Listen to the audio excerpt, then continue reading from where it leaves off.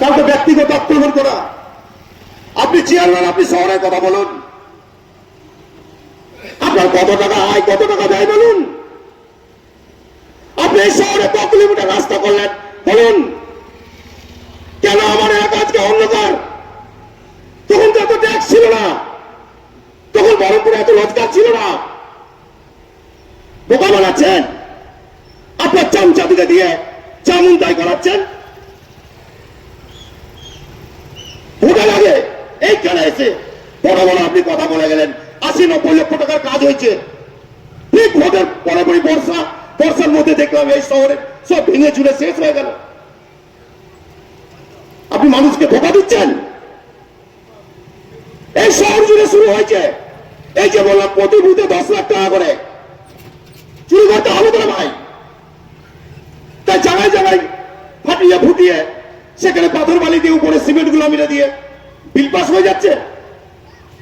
হ্যাঁ, আপনি ভাবছেন কি গুলো? আমাদেরকে, আমি একজন বিরোধী দল নেতা, পৌর সদস্য, আমি বিরোধী হলে তার নিয়মে আছে যে মিউনিসিপ্যালিটির যে কোনো ডেভেলপমেন্ট করতে গেলে যদি বিরোধী থাকে তার সহমত নিয়ে 1 লক্ষ টাকার বেশি কাজ হলে অনুমতি নিয়ে বসে রেজলিউশন করে তবে সে কাজ হওয়া উচিত। আমার থেকে 2 কলম পড়াশোনা জানেন বলে আপনি নিজেকে বিশাল ভাবছেন? আপনি ভাবছেন না আমার পিছনে কে আছে? চেষ্টা তো অনেক করলেন আপনি। আরে ছাপ্পা মেরে জিতুন আর যাই করুন, যে কদিন আছেন টাকা আপনি সঙ্গে নিয়ে যাবেন না, আমিও না, আপনিও না।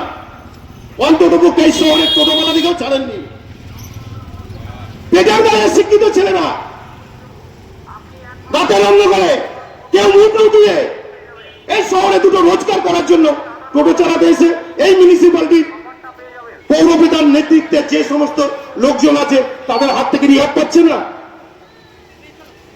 আপনি আত্মীয়কে সেটিং করে এই শহরে কয়েক হাজার টোটো বন্ধ করে দিয়ে তাদেরকে লোন করে কিস্তি করে গরিব মানুষ তারা করে খায়, তাদেরকে বাধ্য করলেন আত্মীয়র কাছ থেকে পারমিশন নিয়ে টোটো নিতে।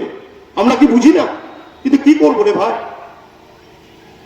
এই ধর্মের মেরুকরণের কাছে বহরমপুর শহরের মানুষ অতীতের প্রতি আস্থা হারিয়ে দিয়েছে। আমরা কি দেখলাম? তাহলে আজকে কেন আমাদের দুর্বলতা ছিল কিছুটা? তাই অনেক বক্তা আছে জল নিয়ে, বিশেষ করে আপনারা শুনলেন এই জল কলটা যখন শুরু হয় শেষ থেকে আমি এবং আজকে চেয়ারম্যান এই জল কলটা দুম করে বন্ধ করে দিল। মানুষ এই জল খেতে অভ্যস্ত হয়ে গেছে।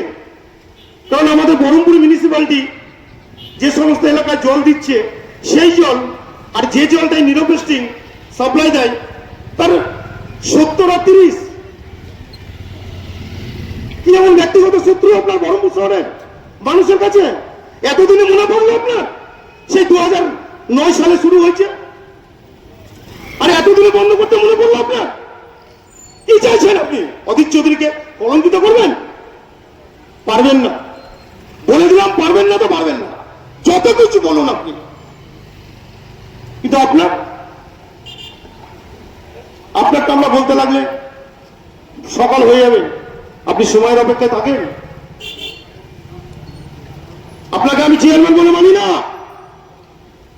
কারণ আপনি মানুষের রায় নিয়ে ওই পবিত্র চেয়ারে বসেননি।